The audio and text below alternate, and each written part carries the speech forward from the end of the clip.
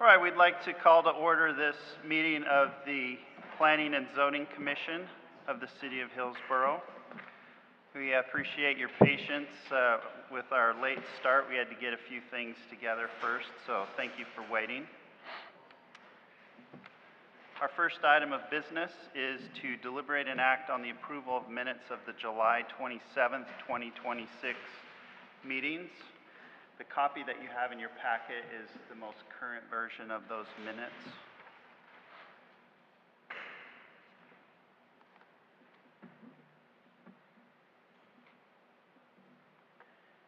Any questions or comments on those minutes?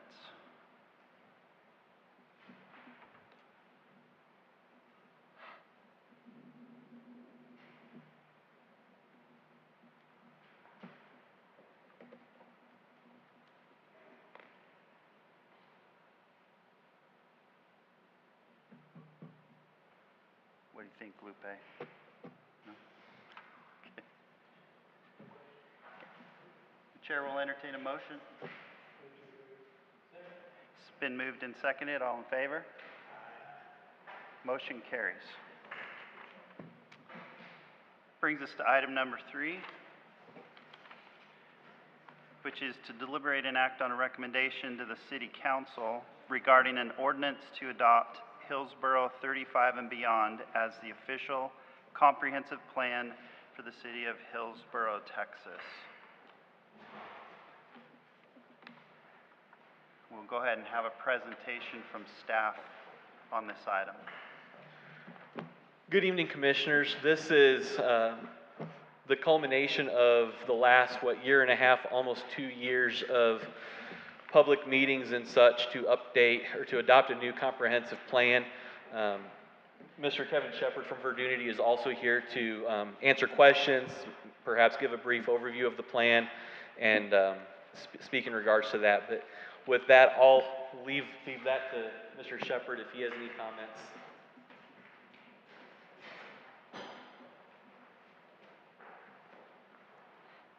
Good evening, Commission. Didn't really have a formal presentation since I just talked last week, but I'm happy to take any questions that have come up since y'all have started looking at the plan. I have a couple of questions. Yes, sir. Won't cut anybody off, but just out of curiosity, I didn't see anything in the plan, but I wanted to know if it was discussed. The preparation for bike lanes. I know that we've talked about having foot traffic going in and out of downtown. That sounds great. I'm just curious as to whether or not anybody had addressed the issue of bicycle lanes to get even more pedestrians into the downtown area from surrounding neighborhoods. Yes, sir. Yeah, great question. Bike lanes did come up in terms of the connectivity within and adjacent to downtown. We didn't get into specifics too far into the mobility component just because so much of the plan we funneled through resources and what you have the resources to do.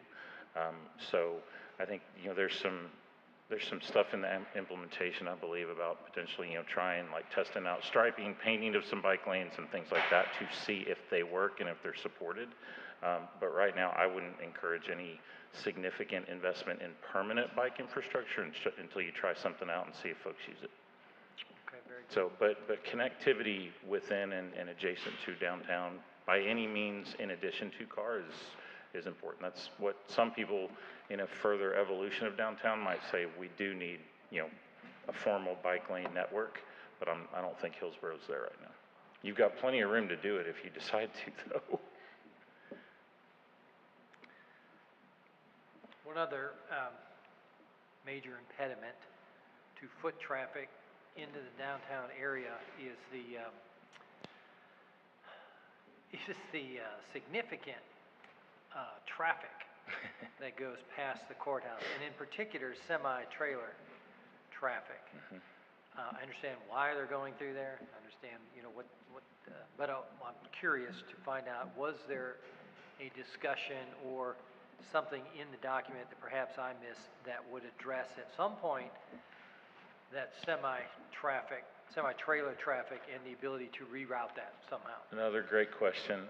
We actually got into that during the downtown walking tour. And it's, I think, the city manager and I were having a conversation about, some of the 18-wheeler traffic. And to me, in a perfect world, right around your courthouse, this immediate square would be what we call like an A street or a pedestrian-focused street, and then the block off would catch your vehicles, right? So you can still get your through traffic, you still get the vehicular traffic to the core, you still allow for deliveries and all that, but you basically make the square and all the public realm facing right here for people first.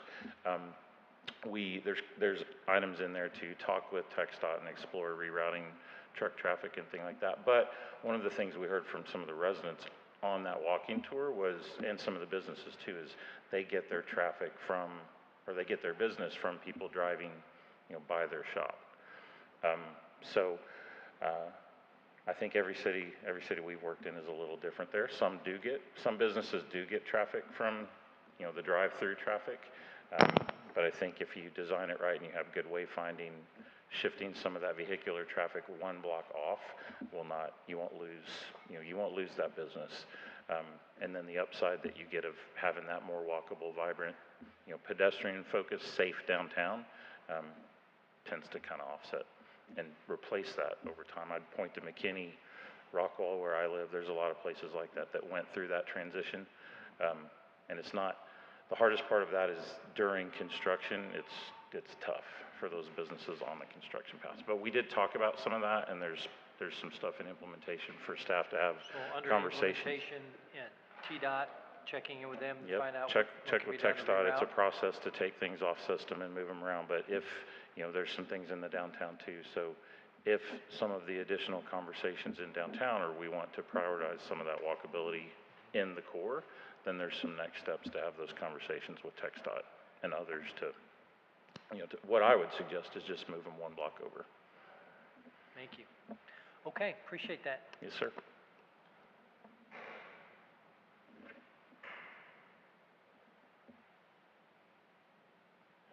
And as a follow-up to Commissioner Fisher's remarks, I think page 109, Avenue Contextualization, shows conceptually how the streets could be turned to avenues in the future and accommodate bike lanes and separation from vehicles, which looks great, but probably going to be a while. And I agree with your comments about walkability and the truck traffic. It's a challenge in the square especially. If you're not paying attention out there, you're gonna lose something. If you're actually paying attention. Yeah, I walk. All those kids going through there, it's just. Yeah. Yeah, one of the things that we did from kind of our first draft with staff to the second one, when we heard some of the conversation about some of that, was we did add some pages in here, the pages you're referencing, 110, 111, really all the way to back to, starting at 109. So there's some kind of guidelines in there for if you want to convert, roads to streets and prioritize people. There's some options in there, but as with several other things in here, the real teeth to any design changes is going to happen in your code and your subdivision regulations, design standards, that. So this is conceptual. We did want to address it in the plan and speak to how you could convert some of these, different corridors over time, but we didn't want to go specific to, which streets and right-of-ways should be what, because that's more of a specific transportation mobility plan would get into that. No, that was coined by Chuck Marone of Strong Towns, but did y'all catch that? So the Strode it's a street road hybrid. It's kind of, the way Chuck talks about it is it's like the futon of transportation. Like a futon, tries to be a bed, tries to be a couch, and kind of stinks at both. That's what a Strode, it's the 45 mile an hour, 6-lane road that's got sidewalks right next to it that nobody, no parent in their right mind is going to let their kid bike or walk next to that, no senior's gonna bike or walk. So that's the idea, is if you want people to feel safe biking and walking, you have to design for that, which means prioritizing that over high-speed traffic. And if you want high-speed traffic, then that's.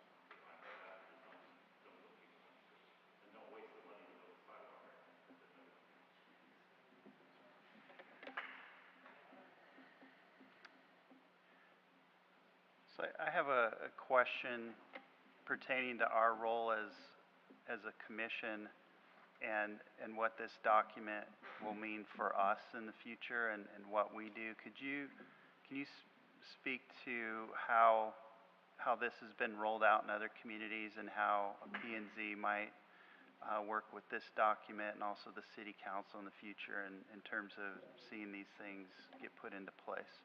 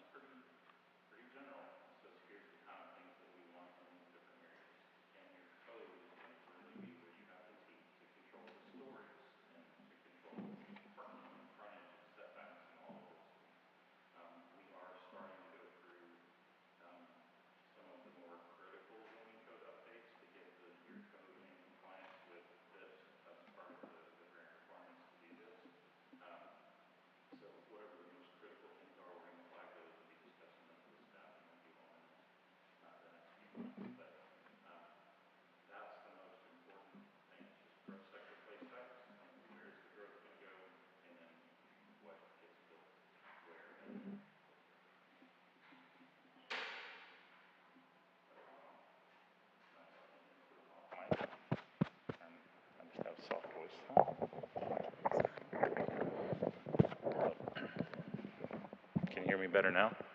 Oh, yep, now I can. I think I just gave you the answer. Does that make sense? Yes. Okay. So yeah, we'll just be clear, once it's adopted, we'll be really clear with here's, any development that comes in, here's the kind of the flow chart that the commission should go through, here's what staff should be looking at.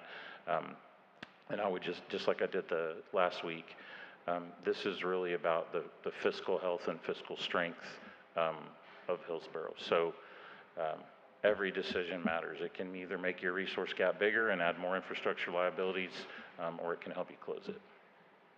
But y'all, I mean, it's still, you don't, there's always room for discussion, and you can approve something outside of this, with discussion with variances. But it should, my recommendation would be just give it a really hard fiscal filter of does this make fiscal sense to build something out here in the greenfield versus filling in a lot of the vacant lots that you have in here. And then along the same lines, if there's somebody sitting in the audience who's wondering, well, what is this going to mean for me? Are these changes going into effect immediately? Can you speak to those concerns that somebody might have in the community who might not understand some of these elements or have concerns about them? And I think some of the concerns I've heard is that if this passes, that's it, you know, all these things go into place without further public comment. That's really, what I'm hearing you say is that that's really not the case. No, no, This is no, an no. iterative process, right? Yes, sir. So comprehensive plan is kind of the roadmap to manage the long-term growth and development of the city. The details on the specifics of lot coverage and setbacks and stories and facades and parking, all of that is in the code. It's in the zoning code and design standards, okay? Some of those we'll be working through the process with public comment to revise, to be more in line. You're not gonna just, I don't wanna discredit this document, so you're gonna do this document and then throw it out. But this is more a growth, you know, a longer term, where to guide the growth so that you can close your gap and keep things affordable.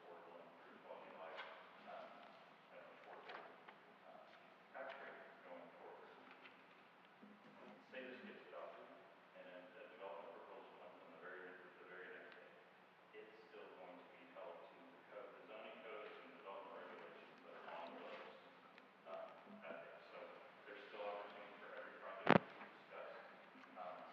What I would say there is if someone comes in and proposes to do something that on whatever that property is zoned right now, say it's zoned single family or it's zoned mixed use. If that property, whatever that property is zoned right now, that owner has the right to develop that use, what we say by right. So there's no variance, there's really nothing that the planning commission or council can do. If someone comes in and wants to build on a property and build exactly what it's zoned for, it's kind of, there's just kind of a cursory check that does it meet our standards, setbacks, all that stuff, and then you basically have to proceed. But yeah, everything else, there's still opportunity project to project to, you know, push this one better, say no. But that's, if it's zoned, whatever, if they're proposing to do what's currently zoned, that usually has to go through by right. Thank you. I have a question. Should we order pizza or?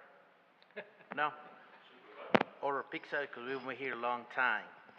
Okay, so let's say today you get approved, we go to the city council, all this gets approved, all this thing is lined up, is ready to go.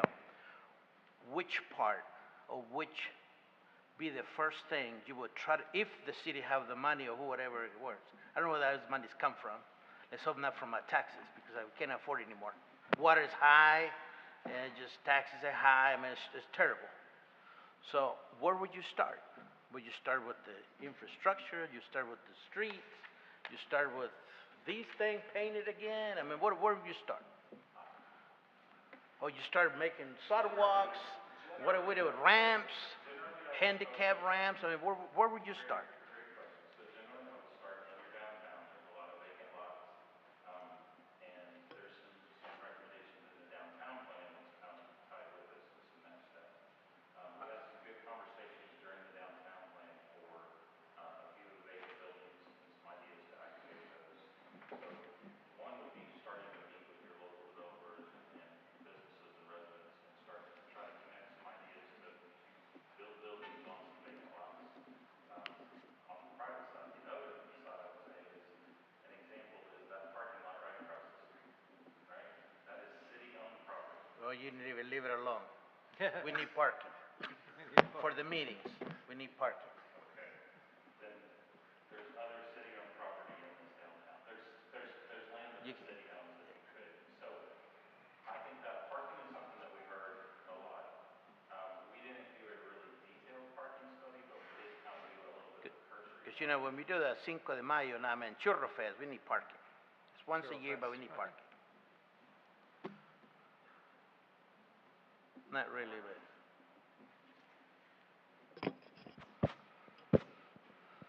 Feels like it's on.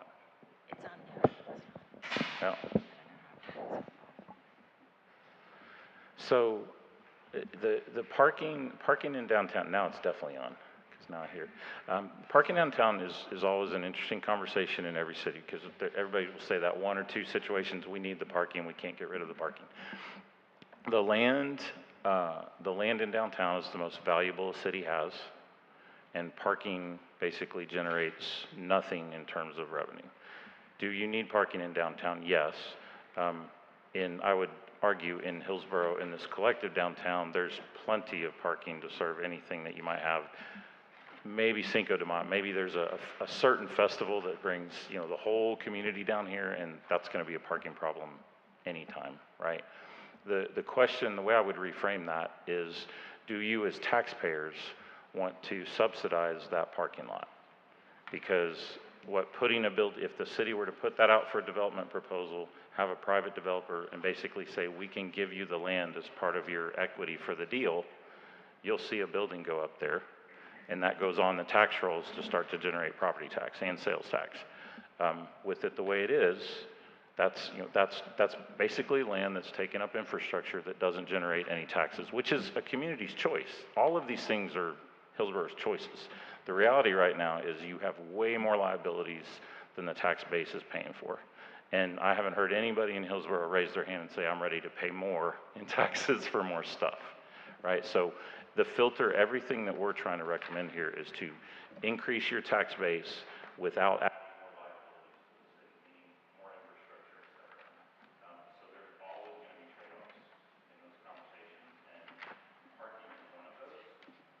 But the most successful downtowns have a parking lot because you build a great place when people want to use it. So if you want to attract businesses and attract people and get more people down here, then you get them here and you get parking drivers or whatever to deal with. But initial, I mean, 30 years ago, there's plenty of parking in downtown for what you have right now, and probably what you could have in the next 20 years. So you say you tackle the parking first, not the streets, not the lights, not the handicap ramps, nothing else. You tackle the parking. Focus on the square and the next couple blocks out. You don't want to go and talk to the realtors all over town and say, guys, we need to fill up these empty buildings. We gotta maybe paint them blue instead of red. I mean, is that the parking is more the focus here or something else? It's a vacant lot that the city owns. You have full control over what you can do there. Do some of the streets need to be paved in downtown? Yes, that would help. I think infrastructure-wise, the most important thing to look at is all of the water stuff, right? If you want to bring more people and businesses into the core, you can't be doing like boil water systems and so on. That needs to be fixed. So without knowing how much money there is to work with, I can't really tell you whether it would be infrastructure or programming or economic development deals. What I can tell you is I would invest as much as the city can into this core area and limit the amount that you spend outside of that. So there's a different, I use invest, spend intentionally, right? You're investing downtown to increase the return on that investment. If you spend it on the edge, you're basically taking taxpayer dollars and you're spending them without a guarantee of return. Does that make sense? You're shaking your head. I'm going this way and I'm going this way. 2 and 2. I don't know. I think it's a great deal. We just need to concentrate on what's most important. I don't think the parking is one of them. I just think that I think it's other. You gotta bring people in here. So my compadre over there talking about the walking people and bicycles and all that, but we gotta have something for them. We have to have ice cream places we can sit down and enjoy it, or something. But I mean, 30 years ago, I got kicked out of a meeting because I told them this town was a drive-through town. I want a bar, and I want a bars in downtown and all that. And they scored me out. They said, Mr. Mancha, we don't listen to you. They kicked me out. But today we have bars, but you still, I think it's getting better, but we need more so that walking people like me can stop and, do something. So in the downtown plan, we get into a little bit more of that, but what I would describe that as just incremental activation.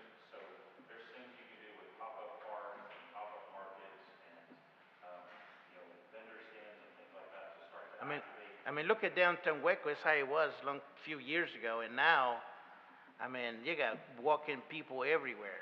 Right now, people walking all over, restaurants, all that kind of stuff. Back to And now is, I think it's great. I mean, downtown Waco, I think it's cool.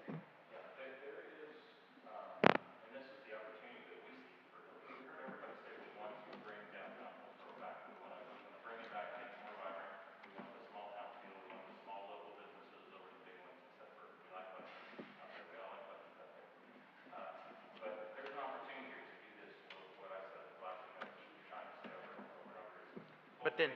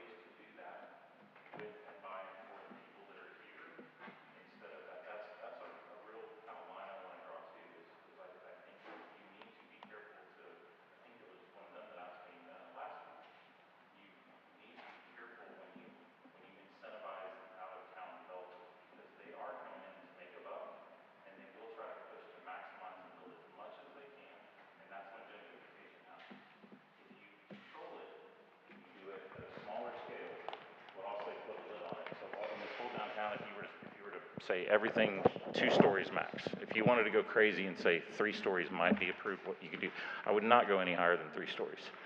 But if you, then what you do is you spread that demand out over a bigger area. Instead of letting a developer come in and take 1 block and do, 5/1, urban stuff, and you push everybody out, and you suck all the demand into 1 block, right? If you put a lid on it, flatten it, it'll spread that out, right? And then there's things you can do financing-wise to help local folks start the business, be an owner-operator, and that's that workshop that we did with Monty Anderson back during the downtown plan. That would really be the very first thing that I would do, is hold another one of those kind of local developer workshops and find everybody we can in Hillsborough that wants to be an entrepreneur, be a local builder, be a community investor, get all of those people in a room together and say, look at this map, here's all these vacant buildings, vacant properties, and we start connecting ideas together, and you rebuild downtown Hillsborough with the people that are here. Then you can control it, you can build it. I'll tell you what we need. We need a mechanic shop that'll work on air conditioning, because not one in town. Not a one. We need This a time bunch of of them. this time of year, So you they really can need. fix our air conditionings on our cars. So I went through all of them in town, and they can fix mine. Maybe it's my truck, but I don't think so. But we need like 5 or 6. But anyway, I had to say that, sorry. I'm done, I already come out. Okay, thank you. Follow-up question. So the strategy, very well laid out as far as how we have to go about doing the financial analysis and doing the infilling of properties. So I'm curious, has anybody run a model to determine how many new residents are going to need inside the city in order to balance our liabilities for the road improvement and the water? Let me say it a different way. How many new houses do we gotta have in here, whether they're single families or multiples, or how many more new houses are we gonna have to get in here before we can balance the budget on just the roads and the waters? We didn't run any model in that way to say how many houses and what kind of density do you need to make everything pencil out. What we did is look at the projected population that's coming and a couple of different scenarios of where those people could go and what it would do to the overall balance, right? So one of the scenarios we looked at is you could put them anywhere, and that does add people, but it adds infrastructure, right? And then we said, I think the second one was kind of a combination of infill and perimeter, and that one was still kind of, you add the people, but you still add a little bit more on the infrastructure side. And then the infill one, you could add the next, whatever the, I forget, I think it was 8,000, 7,000, 8,000 people until 2035. You could add the majority of that projected population in downtown without crazy density. There's just a lot of vacant land in here that they could go. Now, it's not gonna happen that way. You're not gonna put 100% of your new population all here. Buddy has, I don't know how many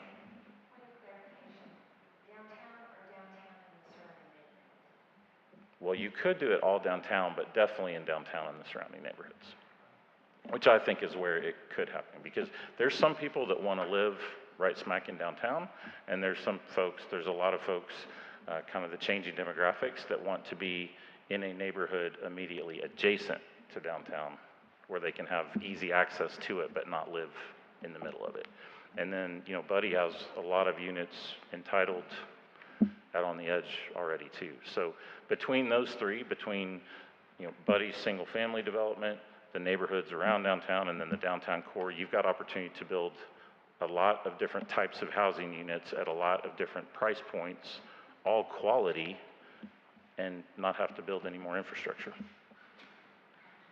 So to be clear, no estimate on the number of housing units that need to be added in order to balance the budget. So we don't know what the big target is. It's a big gap. I know that much. It's gonna take a lot of houses. It's gonna take more houses than you're gonna have market demand for. Bless you. Well, that was gonna be the follow-on question. So the, estimate for the number of new residents coming in, where did that come from? And how does that justify The number? Water Development Board, NCT COG, which is one of our regional planning metros, so there's like 3 different sources that we looked at. The Water Development Board is the one I have the most trust in. And it's kind of, if you go historically backwards and then forward, they've been pretty accurate. So what are they telling us? How many new people are gonna be arriving into Hillsborough in the next 10 years? Do you remember off the top of your head? I can look it up. It's in here. It's in the front of the document.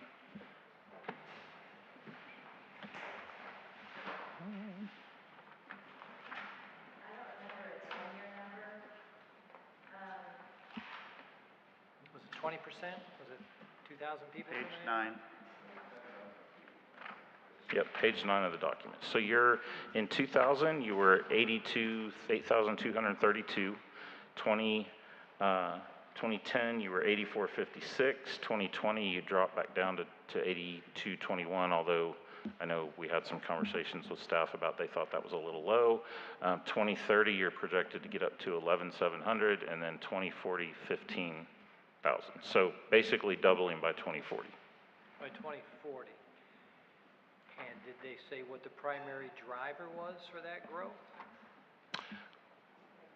I think it's just the fact that the metros on the north and the south of you are just getting so flipping crazy expensive that people are, I think, looking Texas-wide, there's a lot of people moving to Texas. Let's start there. Lots of people moving to Texas for different reasons. In the metros, the housing affordability is a real problem. Dallas, Fort Worth, Austin, same, doesn't matter where you go. I think in this area, you're starting to see it, it's pushed south to Waxahachie. Waxahachie's getting expensive, so it's pushing down. Then you go kind of Waco, Killeen, all of that. Austin is pushing into Killeen, is pushing into Waco. So there's that, just the geographic kind of expansion happening. And then demographic-wise, there's, if you picture like a bell curve, the bell curve was in like the, 30 to 40-year-old, married, 2 kids. They want the single-family house with the backyard, 2 cars, all of that kind of stuff. That bell curve like that is starting to flatten out. So you're getting folks that the kids are gone and they want to downsize, and they want, the boomer, kind of the aging ones, they either want to have land, Right. or they want less yard and less maintenance and more stuff within walking distance. Then you got the younger folks coming in, and more of them don't want the single family suburban thing. They want walkability, primarily because of the affordability thing. They can't go to school and afford a car and afford, there's no such thing as a starter home anymore, an affordable one. So I think all of that, and then you take COVID and remote working, right? People can pretty much work from anywhere they want now. So there's a growing interest in kind of the small town, they don't want the suburb, they don't want the density, they just want a small town where everybody knows each other and they can kind of have the coffee shop and the smaller house and all of that stuff. That's where our team really talked about Hillsborough has an opportunity, because you're still close, you can get to Waco, you can get to Dallas, you're close to a lot of stuff, but you still have that kind of quaint, small town, and you're not 2,000 people out in the middle of West Texas, right? Okay, so primary drivers would be our location relative to the other metropolitan areas, the cost of our affordable homes here. So we're not paying Austin prices, we're not paying Fort Worth prices, right? And then just the growing interest in kind of authentic, walkable downtowns. Yeah. There's a lot of the newer places, north and south, they're trying to manufacture this, and you can't manufacture that. Okay, very good. Thank you. Yes, sir. I had a question. Back to the infill and underutilized lots. Does the city own enough property to drive this plan by itself if you don't get participation from other building owners or property owners to increase the density of lots that they own? Yeah, between buildings and parking lots and vacant land, yes. Or you could go assemble a couple more and catalyze it that way. I think Monty and I talked for weeks after we did the downtown stuff here. We do a lot of those kind of incremental development workshops around the country. There's a lot of potential here. There's a lot of vacant buildings, and there's a lot of vacant land, whether it's just a vacant lot or a big lot with room on it. And Hillsborough seems to be a place that has a lot of people who are kind of the maker type, right? I think they would like to build their own wealth. They would like to own their own business, own their own property, rent to their friends, fill in all of the different ways. I think we just need to show that framework and that roadmap. I think the big question will be, how do you get those first couple projects to go? Is it the city gifting the land? Is it the city doing some kind of a three-party agreement to help with the financing to get the loan done for, say you have an entrepreneur with a great idea, or you have a building owner that wants to do something, but they don't have the capital to start. That's where the city might need to step in and get those first couple started. What we do see over and over and over is once you start this incremental buy locals model, it catches fire and it will start to go. And you'll probably have to be careful about, that's where the code comes in, that's what happened in Bishop Arts, southwest of Dallas, is they didn't get the code done to where it would limit that growth. And so the locals started to build a few things, and it became a cool kind of neighborhood where the young and the old, everybody wanted to go. And then all of a sudden the outside investors got a hold of it. They went in and bought up land like that, and 5-story buildings started going up, right? So you can't let that happen.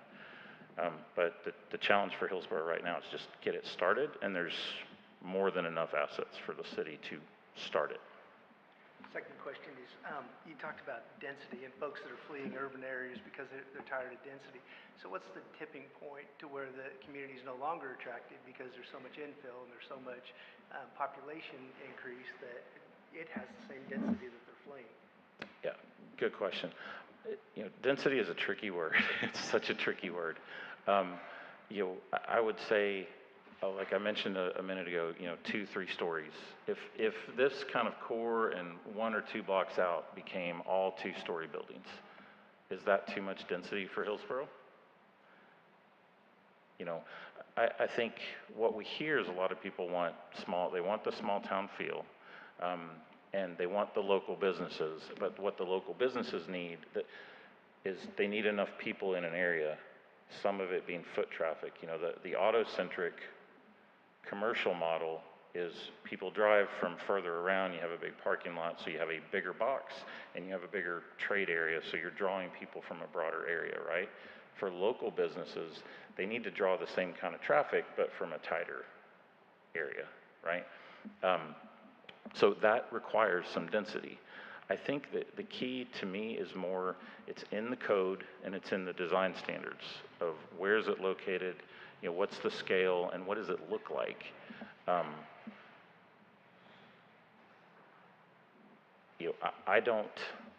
You're a long way away from having more density that it would stop being attractive to the people that we're talking about. Okay, thank you. Go ahead. It may be a good opportunity to hear from some of the public when this comes. Yeah, we were planning to do that. Yeah. So if there's not any further comments, y'all ready to hear from folks that have comments? Okay. So I think many of you have been here before, but for those that haven't, this is an opportunity that you have to address the commission on this matter pertaining to the comprehensive plan. And so we invite any of you who have something to say about this to address the commission, and we'll give you 3 minutes to do that, after which time the commission will consider taking action on this item. So did you have anyone sign up in advance to speak to the commission? Okay. So go ahead and raise your hand. Yeah, go ahead and, sure, go ahead. I know on Elm Street, it's related to parking, but Elm Street, you have that highway going down there, and I was wondering, and it makes it hard to get into this, and you sit there for like 30 minutes trying to get out of the parking space, because there's truck after truck after truck, and so I'm wondering, is there any way we're trying to reroute that, because that would get, people want to be stuck somewhere, I'm just wondering what that idea is for that area, it's kind of, it takes up a lot. That is a really, really good question. And that's a really good example of when you separate the kind of the through traffic from the pedestrian traffic, because if you picture more of a pedestrian focused, you would have the kind of the narrower lanes, slower speed, the on-street parking where it is, all of that's designed so that you can park and get out and all of that easier. The problem with, when you have those 18-wheelers blowing through there, they don't see you. You see them, but you can't get out of the way of them, right? So when you mix those kind of the 18-wheelers and people, that whether it's people walking or it's just trying to get out of a parking spot, that's a problem. So separating those two, however you do it, would help address that situation. So that's where I think if you could go, Elm is one, you could go 1 block north, 1 block south, and 1 block east-west. There's different options that you have here for what I would call your truck traffic corridors could be. And they can still, again, you still have to account for deliveries and stuff like that. But the main, if you really want downtown to work better for people and people in cars trying to access those businesses, you want to move the truck traffic out of your core. But do we have the authority to do that? Because I know we can't even shut it down right now if we have a festival, and that takes up. Right. It's a long process. It's basically what's called taking it off system. So TxDOT has on-system truck routes, but you can work with them to relocate those truck routes. You can't shut it down until you have the other route ready. And that does take some time, and that's why, back to your question, we said have those conversations. If it's something that the city decides we really wanted to make this happen, that's the first conversation I would have, is start talking with TxDOT about what are our different options to move them around. And they're much more, I will say this, they're much more willing to do that now than they were 10 years ago, because TxDOT is also broke. So anything they can do to take roads off their system.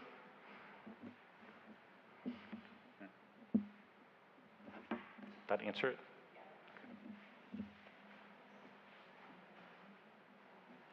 Yes, go ahead. So, for the record, is there anything in the Hillsborough 35 and beyond that is intended to create, facilitate, authorize, encourage, or provide a pathway for the city of Hillsborough to adopt a future ordinance preventing data centers? Okay. And by the way, name and address, or name and just, do you have her name? Linda Molly, save And she's been here before. We probably got you down. Okay. So the question is, does the comprehensive plan address data centers in any way? And that's a question, as I was looking at the comprehensive plan, that this really doesn't, and correct me if I'm wrong, but this really doesn't deal with the kind of the industrial uses. This is more some of the other uses in the city, but can you address the scope of the comprehensive plan? So Again, the uses are specifically addressed in the zoning code, not the comp plan. The intent of this plan is, I know our team has talked about this multiple times, that the intent of this plan is to not, you definitely don't want data centers in the core of Hillsborough. I think, I can't speak to how staff, Richard and Megan might comment to this better in terms of how you plan to go forward with the zoning, but there's nothing in this plan, I don't think, that encourages data centers. I think those, and this is just me talking, I know there's been conversations here, I don't really know what, where everything is, but I don't think data centers in the city limits make a lot of sense to me personally. I think there's plenty of room in the county you could look at those, but I do think, I'll just wrap it with this, the zoning code is where the teeth are gonna be of a data center is allowed, it's a use, it's allowed here, it's not allowed here, and I can't speak to what the current zoning allows for, for data centers or what the conversation is on that. But I bring everything on this one back to closing the fiscal gap and building a better place for people, starting from the inside out, and I wouldn't slap a data center right downtown. Okay, so then, and then if the city later proposes to permit data centers, that, if I understand you correctly, that separate action requiring its own legal required notice, public hearing and consideration, not simply being accomplished through the adoption of this comprehensive plan? 100% correct. That's the zoning, that's a property zoning specific. Sorry, I hate having to, trying to talk into the mic and look around a pole. Yeah, it's a property specific conversation of if someone were to propose a project on a property, if that property allows data centers by right, which is in your zoning code, then it could be done. If it's not allowed by right, then they would need a zoning change, and that would go through the whole public input process. And so, that I understand it correctly, then, this has nothing to do then with our zoning code, correct? For a data center? None of this comprehensive plan has anything to do with the zoning? So the zoning is going to, we're going to start looking to update it to be more supportive of what is in the comp plan, but that's going to be more about housing, neighborhood design, street sections, and those type of things. It's the city staff's, discretion and the council and all of what you want to specifically do with data centers. But this plan doesn't specifically say build data centers in Hillsborough. Is that? So did you and the city then, did y'all discuss about the direction and request for the data center development in Hillsborough? Was that in y'all's conversation? We have talked about it some, and it's been a bit of a roller coaster just in the time that we've been working on the plan with, are they allowed, are they not, is the state gonna allow them or not? And, different cities are taking, different stances with that. So as it pertains to the comp plan, the industrial, where we have the industrial place type, or where we allow for industrial uses, that's where a data center could go with the comp plan. But the zoning is the teeth of, can it actually? So then within this plan, you did evaluate data centers as a potential future use of the land in preparing the future land use recommendations? Yeah, we did talk about it, but the place type, the industrial stuff was more where industrial currently is. I'm trying to, I don't want to seem like I'm dodging the question. I'm just, the specifics, the questions you're asking are specifically in the zoning code. We didn't want to, in the comp plan, we didn't specifically, let me answer it this way. We did not specifically prohibit data centers in the comprehensive plan. We did not specifically prohibit data centers in the comp plan. But it's usually, in the practice of a comp plan, you don't, that's where zoning comes in. You don't want to cross that line of starting to allow and prohibit specific uses in a comprehensive plan. That's the job that the zoning code does. So we kind of guide like where, again, if a data center were to happen, the industrial place type, that's where, by the comp plan, that's where it could go. I mean, Richard can chime in and talk more about what the data center is. Does the city want to allow them or not? I don't want to get too deep in that question because that's not what's on the agenda tonight. However, the purpose of a comprehensive land use plan is to give direction for future zoning requests, whether that be a zoning ordinance change, a rezone request, specific use permit request, anything like that. We look back to the recommendations of the comp plan. Reading through this document, data centers are not specifically mentioned as being recommended or not. That would be through a zoning ordinance change and through the agenda items that you've seen on previous agendas to amend the zoning ordinance to address that. I'm not sure if that answers your question or not. And I guess I could compare, there's some other cities across Texas that are leaning into data centers, and they very specifically said, we haven't done one of these, but they've very specifically said, we want data centers, and they want it to be part of their vision. That was not the case here. I have a question to add to that. In your study, what you've seen with other cities that are bringing data centers, maybe on the outskirts of their town, how has that affected their downtown?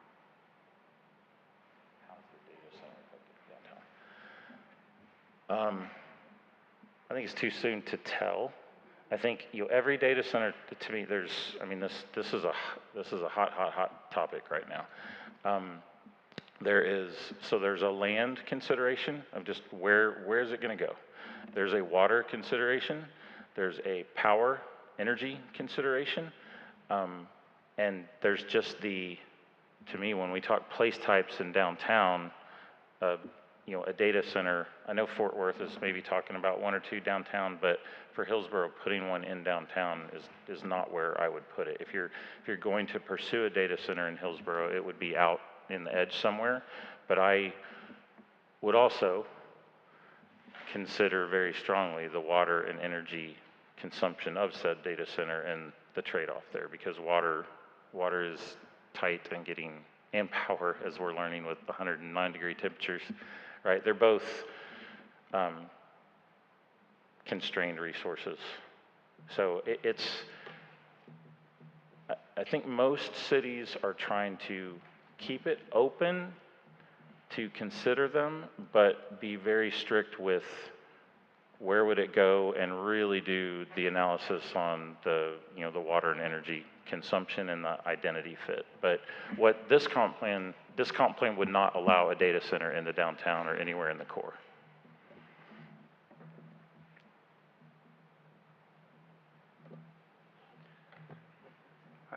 Is there anyone else who would like to address the commission?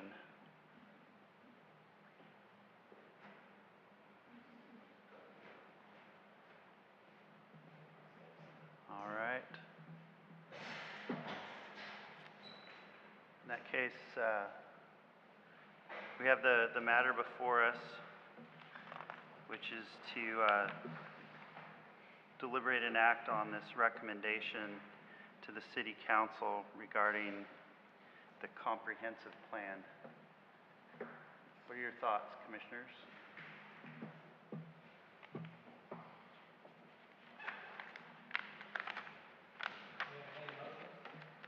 I'll take a motion if you have one. I make a motion to recommend approval of this plan with corrections, because the same thing needs to be corrected prior to the 8:31 meeting of city council.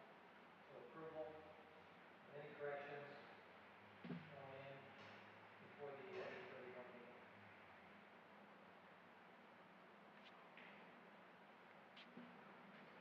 Was that a question? Did you have a question? I saw your hand go up. No, I was just trying to figure out what he's saying. Okay, so I think a couple of us were wondering what you mean by corrections. So, motion is to approve it. But if we see between now and next week any typographical errors, any other corrections that need to be made to the document, we should have a window until the 31st, until it actually goes in front of you. So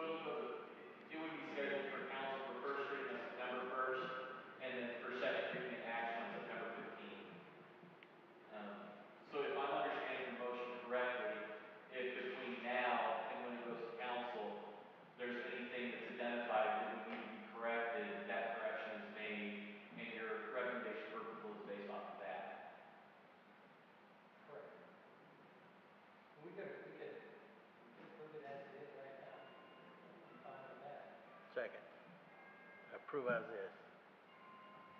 Do you accept the second of approving as is?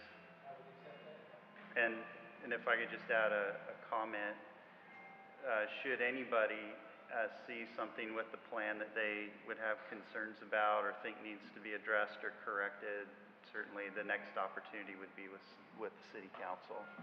So this obviously isn't the end of it. I do have a question, excuse me. This seems, like y'all specifically need a little bit more time to go through it before y'all just go ahead and approve it based on his comment about if there's any corrections that need to be made. I don't think he's had enough time to go through it, the entirety of it. It's a pretty good sized package. Now, I've gone through it thoroughly. Yeah. I don't need any more time. Yeah. But I know that when I buy or sell a house, and we get down to the closing, there's always a stipulation in it that says, if there's any corrections that need to be made, they will be made in this manner. And the only reason I bring it up is because, you know, I've gone through a process here where it's not approved based upon this. You know, y'all can get it fixed and then it'll get approved at council. So I feel like I didn't get that opportunity to where y'all approved it based on this getting fixed, because I fixed it and then I had to bring it back before y'all, before I took it to council. So in that point, I see it as unfair, because something that I brought before y'all wasn't approved because something wasn't fixed to y'all standards. So y'all didn't approve it and it wasn't sent to council where it would have been approved based on what we're talking about right now. and I appreciate the comments, but we're deliberating now, and and I didn't make it really clear, I apologize, but we have to close off the public comment. But point well taken, and I appreciate that. And since you're a frequent flyer, I will allow it this time. We see at a lot of the meetings, so thank you for your comments. So we have a motion and a second. Any further discussion from the commission? Okay. Hearing no further discussion, all in favor? Aye. Any opposed? Motion carries. All right. So that's item 3. Thank you. And thank you, those of you that asked great questions and had comments tonight. We really appreciate that. Can I address Rigo's concern real briefly? Absolutely. This doesn't mean that there are any corrections. I think with your request it went. I understand what you're saying. Yeah, so. All right. Now, so we do have item number 4. If there's any additional comments on any items that were not on the agenda, so these are items that we haven't already discussed, we have time set aside for that. Is there anyone who would like to address the commission on any other matter? All right. Our final item is number 5, report from staff.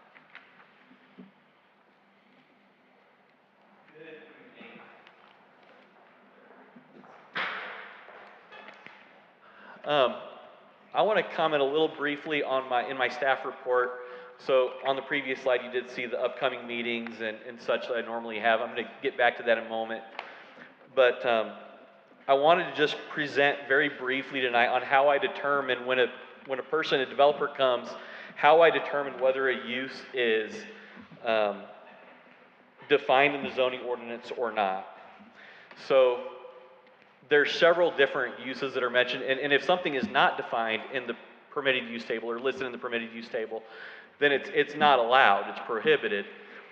However, if a use would fall into another category, it could still be permitted. So looking at some of the different uses that we do have in our zoning ordinance, and on this little chart that I made, each one of those things in the general broad use category and in the defined uses within the broader category, those are all things that are currently uses in our permitted use table. And then they're defined in the definitions. some of those things fall into a larger, broader category. So looking at, for example, personal services, and I've got the definition for personal services listed there. It's an establishment or place of business primarily engaged in the provision of frequent or recurrent needed services of a personal nature. Typical uses include, but are not limited to. Now, I want to emphasize that part of the definition because there are some definitions that are written in such a broad fashion that they can include a lot more things. So typical uses include, but are not limited to, beauty and barber shops, shoe repair shops, and trailer shops. So in that category, the things that are in blue in that definition, so the beauty and barber shops, shoe repair shops, those are not specifically mentioned in the permitted use table. However, if someone came to me and they wanted to open a beauty and or a barber shop in a location where personal services are listed as a permitted use by right, then that would be something that would be permitted by right, even though that specific thing is not mentioned specifically by name, because that's included in the definition for personal services. Now, there are other things that are defined that also fall into that category. So for example, tattoo parlors and body piercing or a private tattoo studio would fall under that personal services distinction. There was a question that had come up at a previous meeting about tattoo establishments.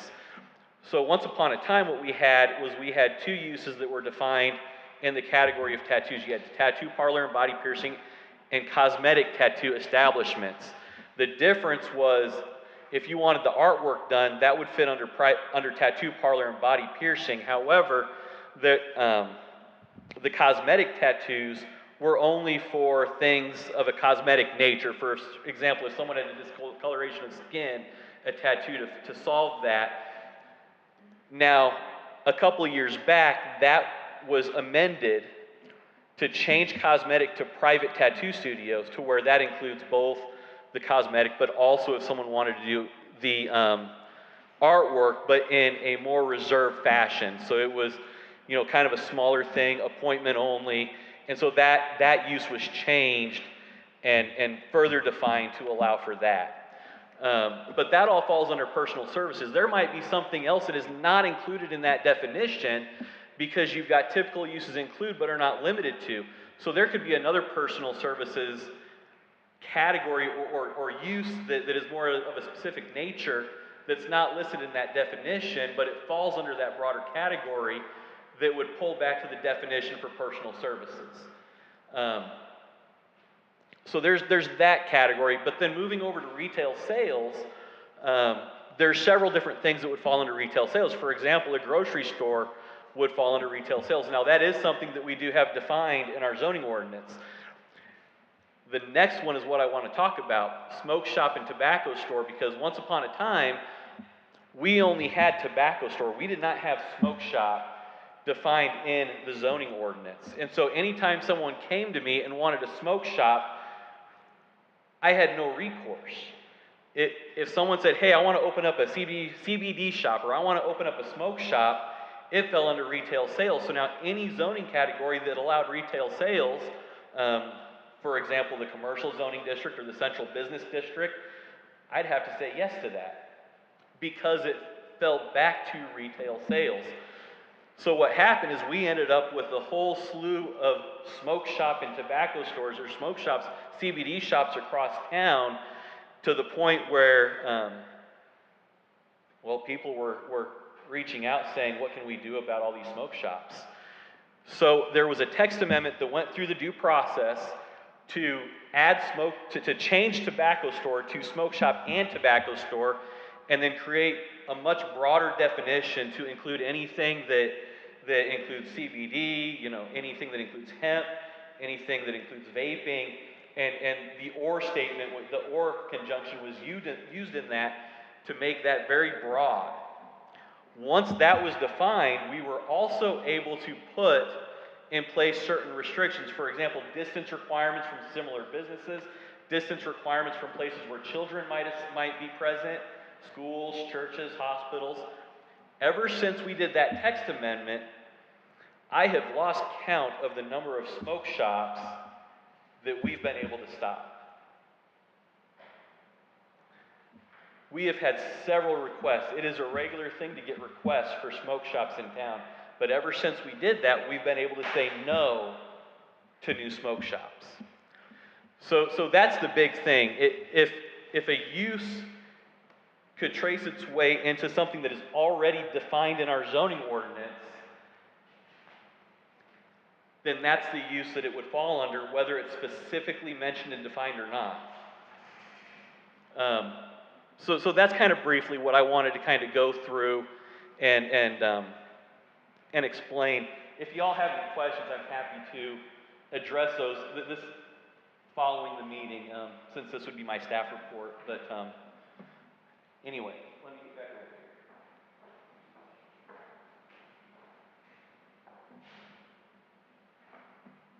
And just a reminder, meetings are the second and fourth Monday as needed. Next meeting scheduled is September 28th. And just a reminder for the interactive maps online. If there's, that would be my report. Thank you. Anything else for the good of the order? All right, this meeting's adjourned.